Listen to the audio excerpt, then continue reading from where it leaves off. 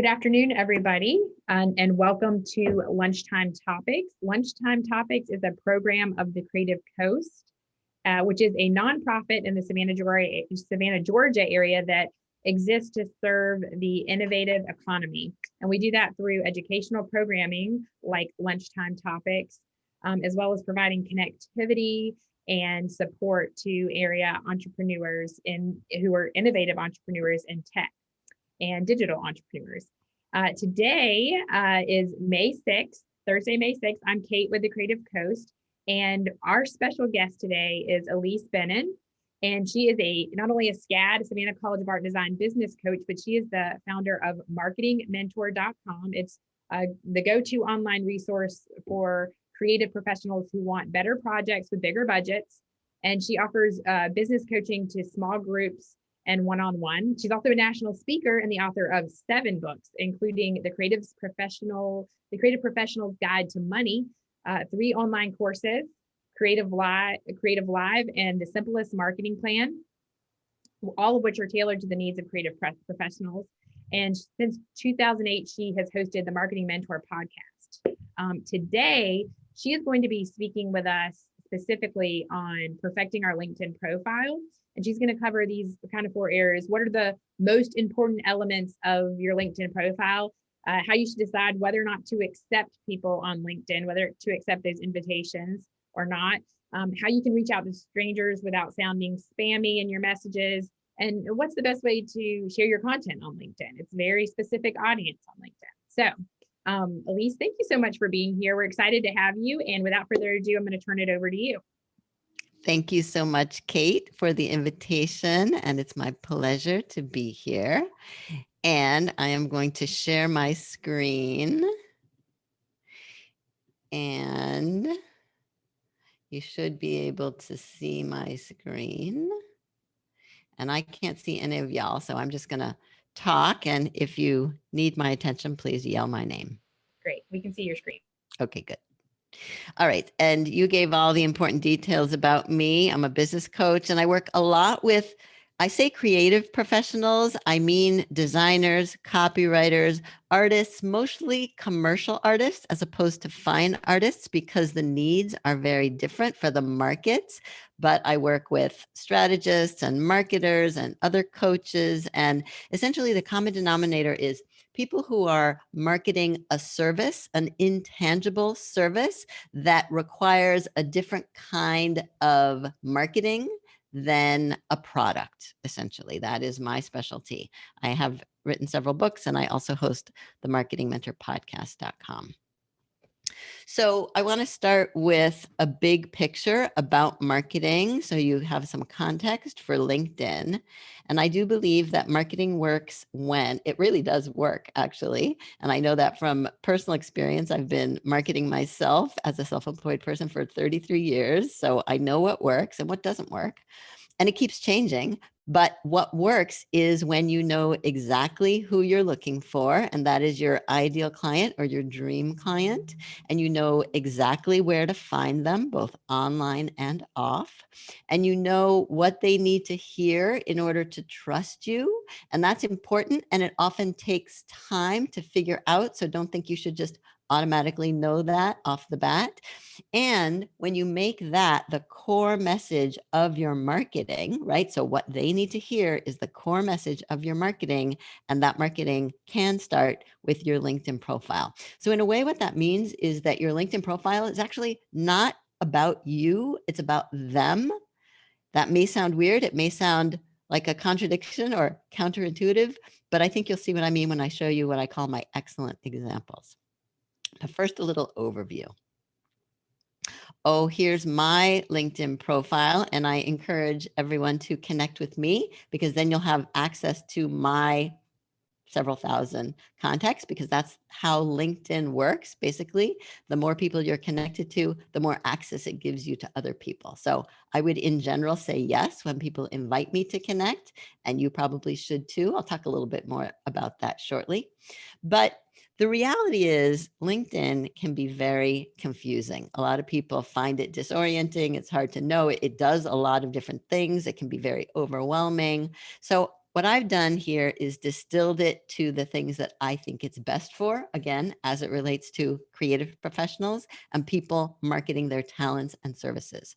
So LinkedIn really is best for networking, which means connecting with people that you know and people that you don't know. When LinkedIn was born, at least 20 years ago, it was really for people you know already. But as it's grown and as it's evolved, it is no longer that job site basically for recruiters and resumes. It's so much more. And you can use it to build your network and expand your network. And I will talk about that too.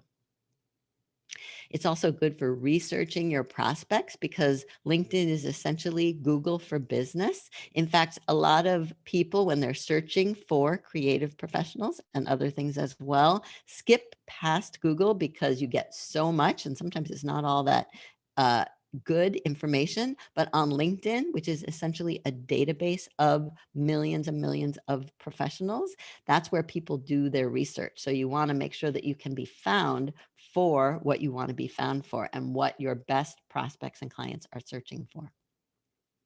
And I also like to say that LinkedIn is really good for blogging because you can publish your own content on your actual profile. And that's better sometimes than publishing it on your website or on your own blog, because LinkedIn is where the market already is. And that way they will more easily find it than trying to drive traffic to your own website, to your own blog. You can do that, and that there are reasons to do that, but LinkedIn, it should be on LinkedIn as well, because that's where the people are. So I like to focus on 3 main LinkedIn strategies. Again, just to make it less overwhelming as you get used to using it. We're going to talk about how you optimize your profile, how you expand your network, and how you engage with your network. So first, we'll optimize your profile. And as I said, it's really not about you. It's about the people you're trying to reach, and it should speak directly to your ideal prospects and make them say, when they land on your profile, when they find your profile, this is exactly who I need. It should be clear to them. So how do you do that? Well, the first step is through your title or your headline, and I'll show you exactly what I mean. But essentially, you want to focus on the first 4 or 5 or 6 or 7 words of your title or headline, because that's what people will see when they're not on your profile. I'll show you that. The second important element is your profile photograph, your headshot. It doesn't necessarily have to be a professionally shot headshot, but it should be professional and it should be friendly. And I've heard many people say that they don't accept invitations from people who don't have a photo. So it's a really important thing to have an actual photo. More people will accept your invitations. And third, your image header or your header image. It's the image behind your headshot, and it speaks in pictures basically. And there's so many different ways to use it to say what you want to say, to reinforce your message. And I'll show you some examples. So for example, this is the top of the profile of a copywriter that I work with. And her name is Chris, and she is a science writer. Basically, she calls herself a freelance life sciences writer. And you can see her title right here. This is her title. This is her headshot, professional and friendly. And this is the header image, which speaks science. Doesn't speak about writing, it speaks about science. That's the approach she has taken. There we go, 1, 2, and 3. And then fourth, your about section is really important because that's where you have, I think, 2,000 characters basically to explain how you help the people that you help and what you have to offer. But you also want to focus on the first 3 lines, because when they land on your profile, that's all they see without having to click a little see more button, which again, I will show you. Here is an example of another writer that I work with, and you can see again his title: Industrial, Manufacturing, and Safety Copywriter. Need customers to hear and understand your message. I speak industry. So that is a very unorthodox, unconventional title, but very effective for a self-employed copywriter because it speaks directly to his target market about what they need. And it says, I speak industry. He's even using the first person in his title, which is very unusual, but I think also very effective. And the idea, again, here is that the people you want to work with land on your profile and say, this is exactly who I need. And that is often the case with his. There you see his very friendly headshot and his header image, a very different approach from the one we saw previously.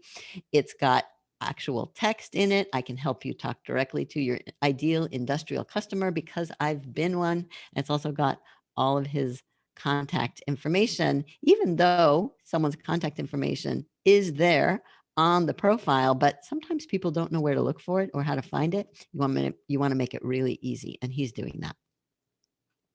And then fifth, your about section should speak directly to your best prospects using literally the word you as much as possible. And I'll show you examples of that. And your about section should tell them what to do and have a call to action. And I'll show you examples of that. So let's look at some examples. All right, I'm going to stop sharing. And I'm going to pull up my browser. All right.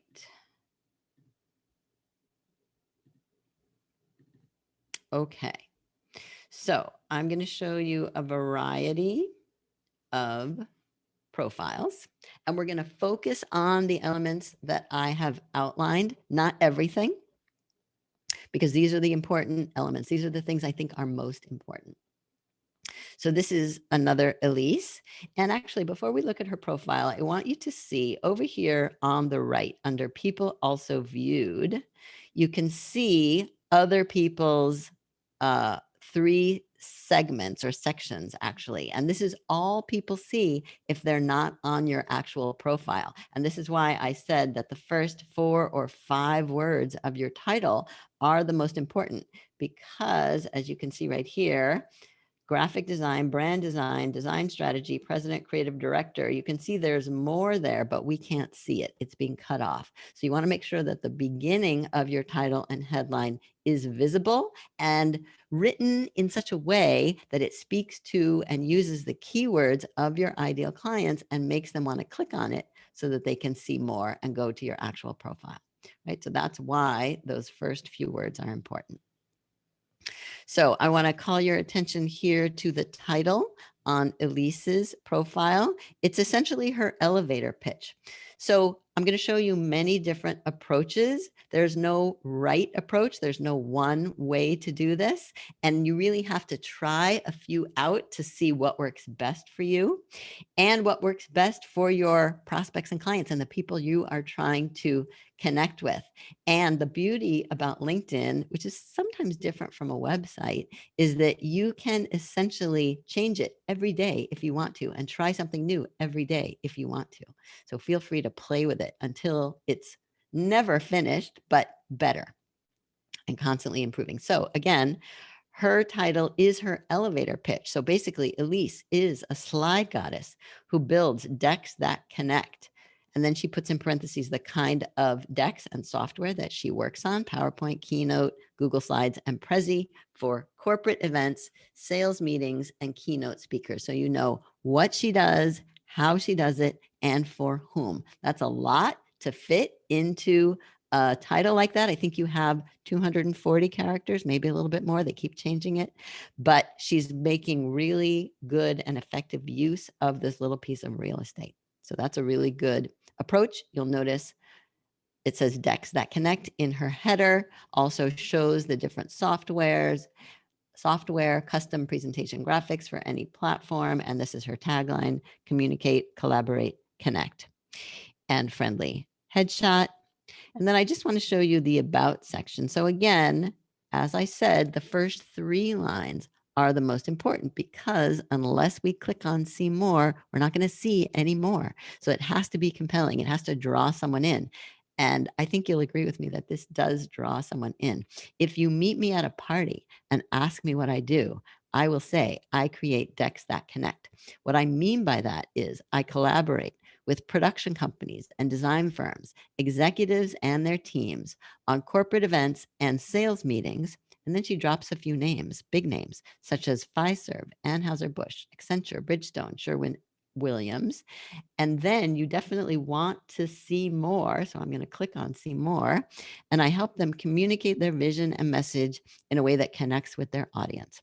Now, one of the things I like about this also is that if you look together at the title and the first paragraph of her about section, one is a distillation of the other. Her title is a distillation of this. So she uses her about section to elaborate and say more and use more detail about what she's talking about in her title. That is a really effective strategy. I'm not going to read the whole thing, but I just want to call your attention to the layout of the about section also. It's very easy to skim.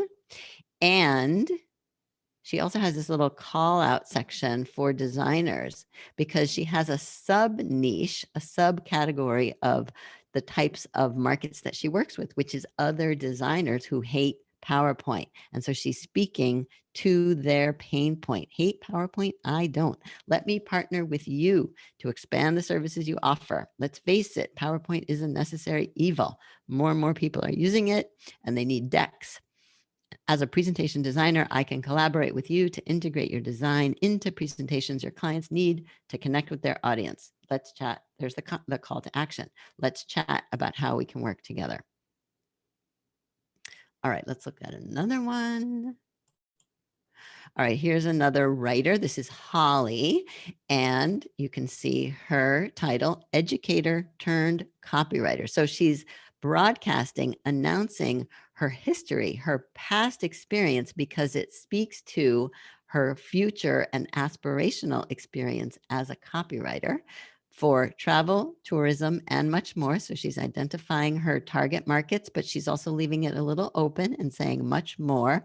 But then she does something that I think is really smart here. She says, I'm reliable, prompt, and friendly. Of course, I can also write. So again, using the first person in her title and talking about not just what she does and for whom, but how she works. And this is important because often when they're buying your services, they're not a good judge of how good the services, whether it's design or copy or even strategy, is, but they do know when someone is unreliable, not prompt, and unfriendly. And people want to work with people they know, like, and trust. So if you can make that clear and communicate that starting with the title in your LinkedIn profile, then you're laying a nice foundation and planting some nice seeds.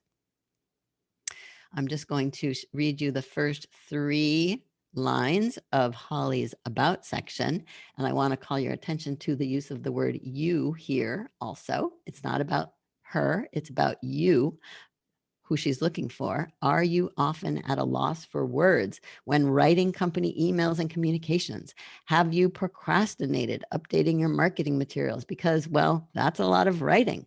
Have you found yourself asking around for the best writer on your staff? You know, the one who claims to have gotten an A in English, right? And so already it's very engaging, very conversational. She is a writer. Everything she writes is an example of her writing. That may not be the case for everyone, but she's using this to her best advantage.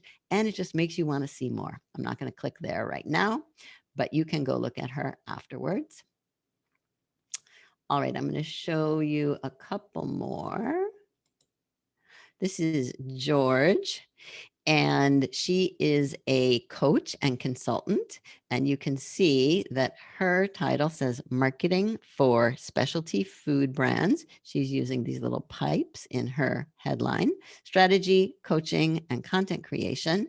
She does many different things. So she's putting everything in her title. She's also the founder of VA Foodie, which is a website and a business. She's host of the Virginia Foodie podcast, and she's the owner of Water Street Marketing for manufacturing manufacturers. So that is another strategy.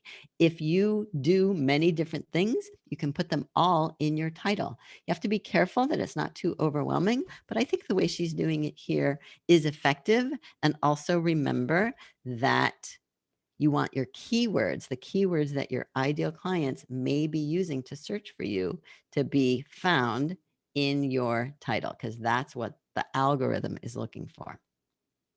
I also want to point out this little sound icon, which not too many people have and are using, and I came across recently, and I think it's a really effective marketing tool. I'm not going to click on it now, but it's basically a 10-second opportunity to say something. You can record. It was originally, I guess, determined and used for pronunciation. So if you have a weird pronunciation of your name, LinkedIn gives you this way to pronounce your name so people don't mispronounce it. But when I saw that, I thought, well, that's an awesome marketing tool. Why wouldn't we put our elevator pitch in there? And that's what a lot of people have done, including George. So you can do this too. And I saw a couple elevator pitches in the chat. Thank you for doing that, by the way. And you can put your elevator pitch in and on your LinkedIn profile.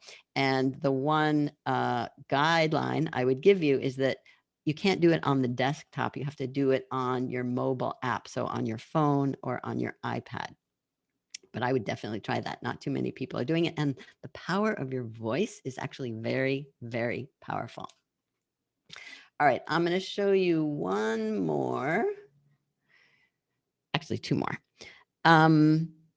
This is someone I don't know, but came across her LinkedIn profile recently. And I just love how humorous and funny her title is. So she says, copywriter, I'll take your cheap, low down, no good text and wipe its doity face. And so you get a sense of her humor and much more. And if you read on to her about section, you will get a lot more of that as well.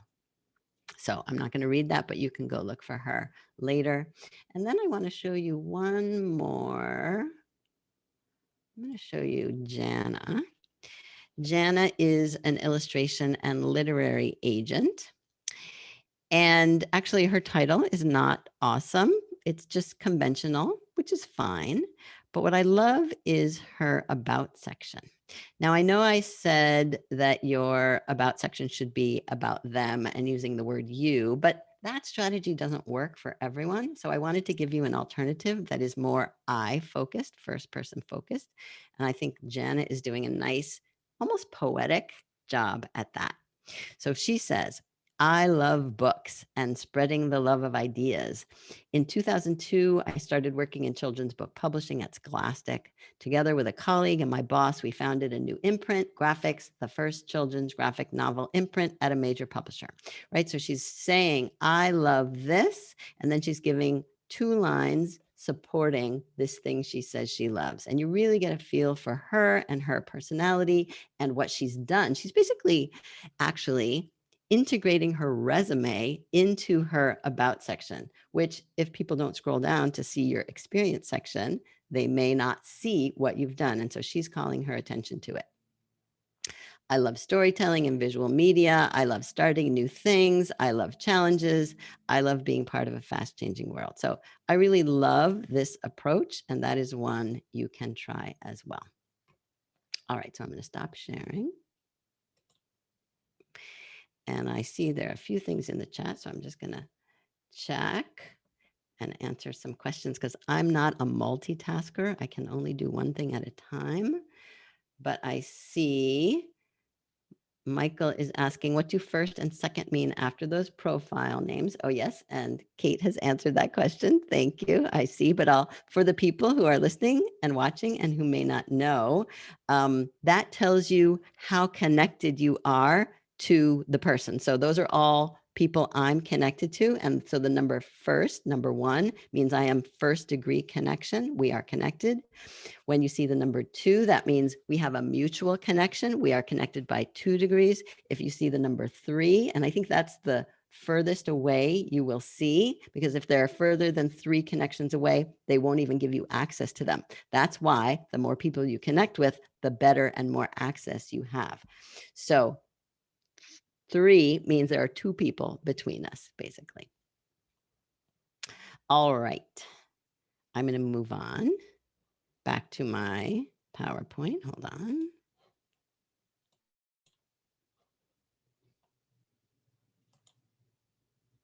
All right.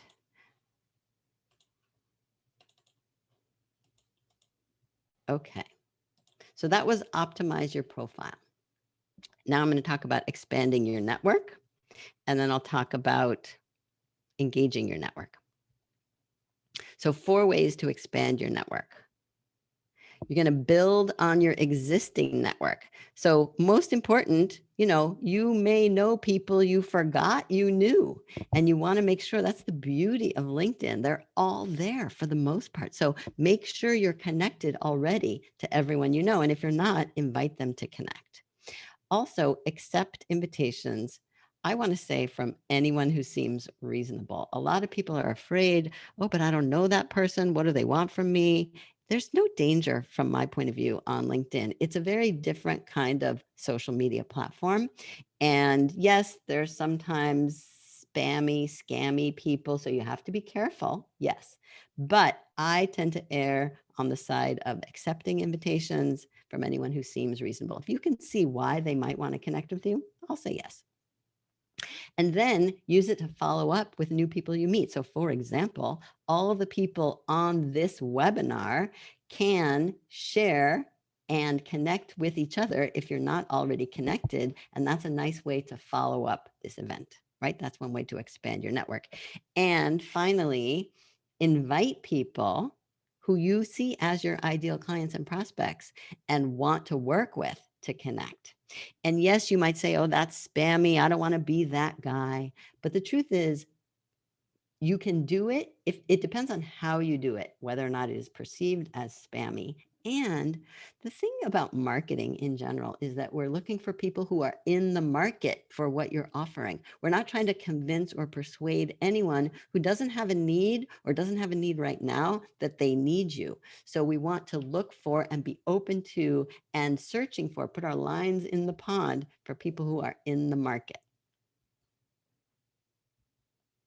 So as I said, build your existing network by connecting and recommending, giving recommendations to people. And that is really easy to do right there on the profile. You can see there's a way that you can ask for a recommendation, and then you can recommend the person whose profile you're on. I would highly recommend, if you want recommendations, give recommendations.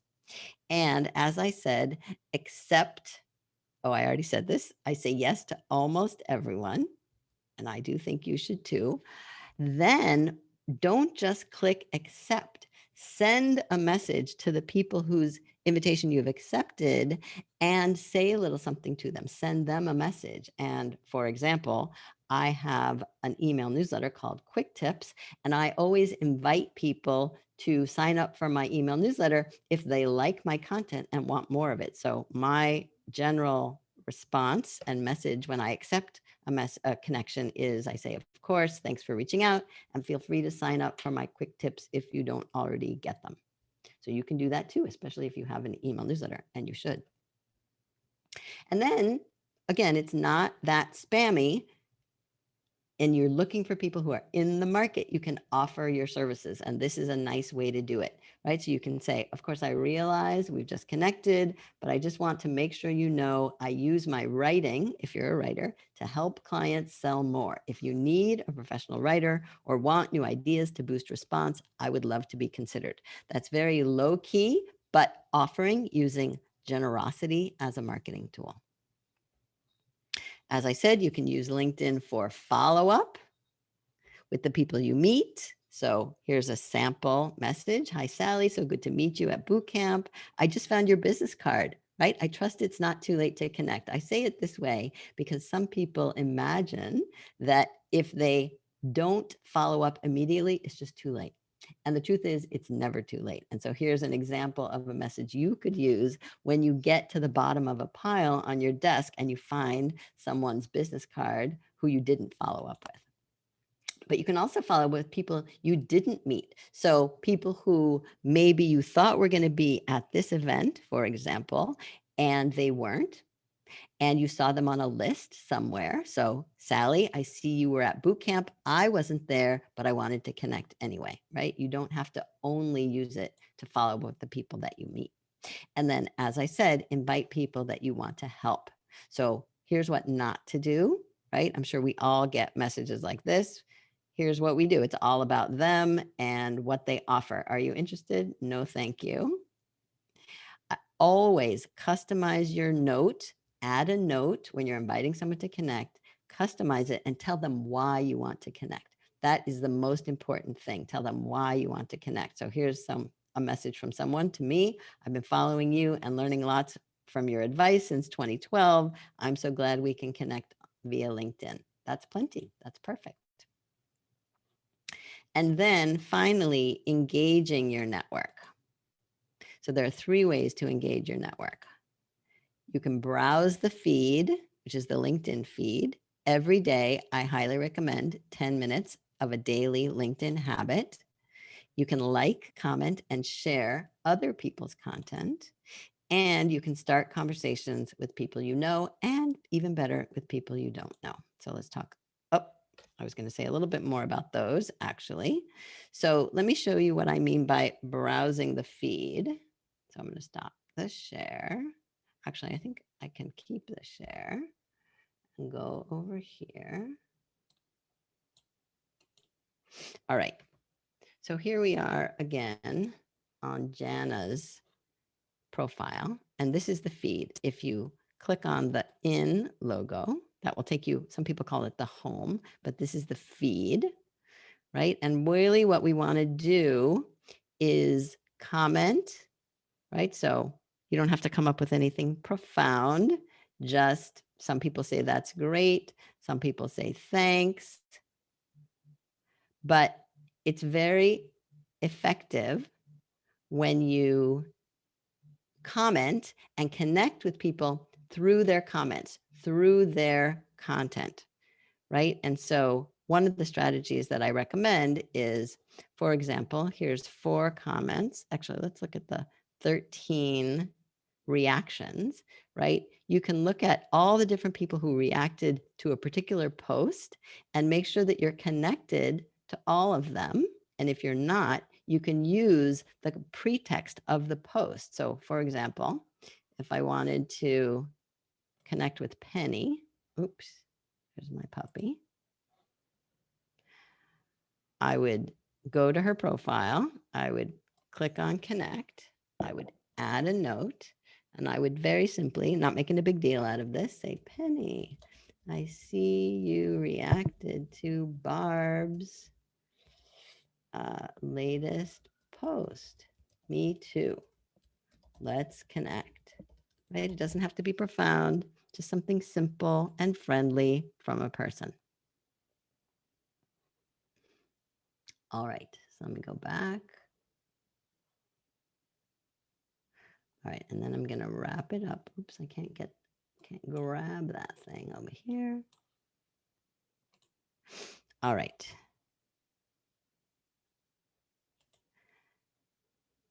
So, go back here. So again, I wanna come back to the idea that marketing works when you know exactly who you're looking for, and that is your dream client. And you can find those people on LinkedIn, right? You need to know where to find them on LinkedIn. And sometimes in the groups is a good place to find them. And you know what they need to hear in order to trust you. And that is their pain points and their problems. And you want them to land on your LinkedIn profile and say, this is exactly who we need, because you're going to make that the core message of your marketing, starting with your LinkedIn profile. All right. I think right. I said that. Focus on optimizing your profile, expanding your network, and engaging your network, and make generosity your guiding principle. Just you're not giving your services away or anything like that, but you are coming to the market with an offer, and you're looking for people who need what you're offering. So that's why we want to share, share, share.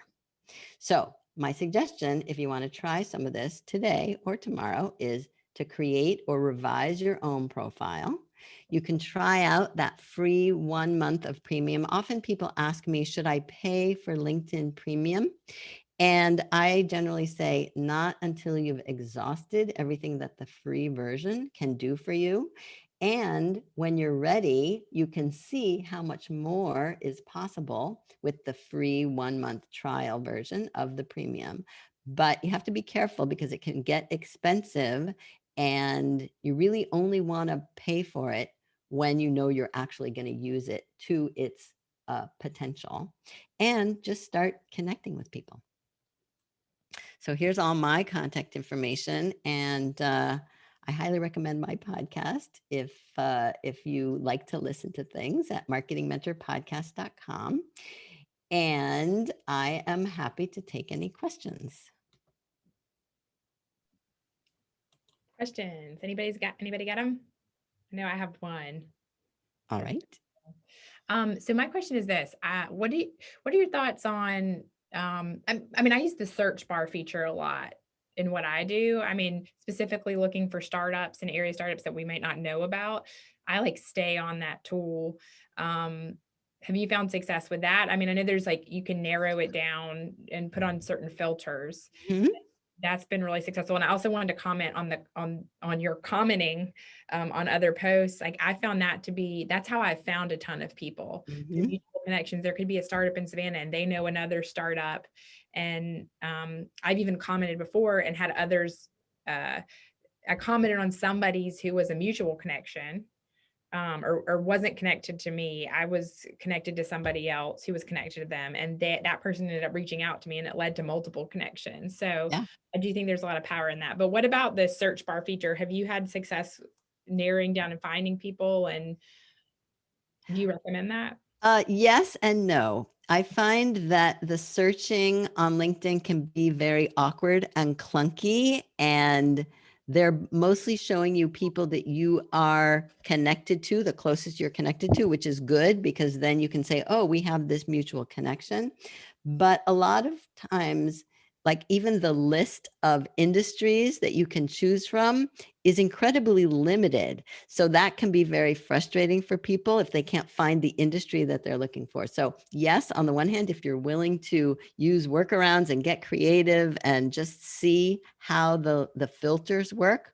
But if that is frustrating to you, my suggestion is search Google plus the word LinkedIn for the types of things and the people you're looking for.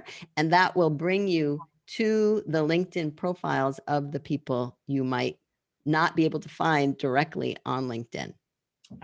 Okay, great.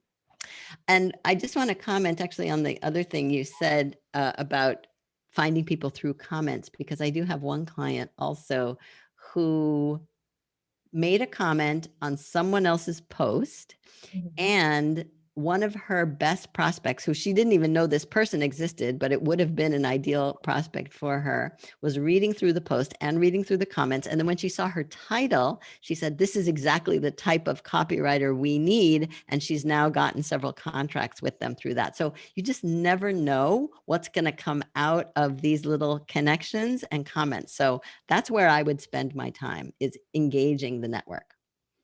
Yeah. And I feel like so often we forget that because it's all like what we're putting out there and creating mass amounts of content. And as a marketer, I feel like actually where I prefer to spend most of my time is engaging with people and commenting on their stuff and trying to uplift other people. Like you said, that generosity, because people can get overwhelmed with content, right? Like if you're putting out multiple pieces of content, like some of the influencers online that are selling things, especially, it's like I can't see another post from them. I'm just swiping past or scrolling past whatever they're putting out because I can't trust it. It's Right. like, what are they selling me now? Yeah. So great to see when other people engaging. I'm like, this person might be trustworthy. They know this person that I know. And Yeah, their title says it all. So let me connect with them. Foy has a question here in the comments. She said, what are your thoughts about the work experience section and skills, etc.? Do people read it, stay away from doing a resume? Any tips? So I really think it depends. And as I said, my context is self-employed creative professionals. And from that point of view, I don't think you need to focus on a resume. And I don't think people care what your past experience is. And I don't think they're scrolling that far down. But I see that Foy is in HR. And in HR, the experience section and the resume aspect, I'm pretty sure is very important. So it really depends on who you're trying to reach. I hope that is helpful. And, I'm curious if you agree with me. And then kind of related to that, one area of my LinkedIn has always been lacking, and I feel like sometimes I compare myself to other people, is the recommendations. Like I've never actively sought out recommendations, and I'm wondering, are these people actively seeking out recommendations, or do people just really like them that much that they're going to their profile and saying this person has this skill, that skill? I mean, what are your thoughts on that?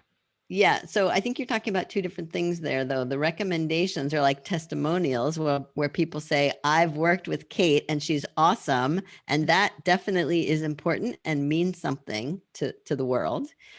As for the skills, like endorsing people for their skills, I think is what you're referring to. Both. I think having the recommendations is good, but also the skills, the endorsements, I guess. Yeah, again, depends on who's looking. Perhaps recruiters care about skills. What I've read is that you shouldn't try to get as many skills as you possibly can, but really focus on and support and position yourself for a certain specialties with certain skills, if that's what you're trying to attract.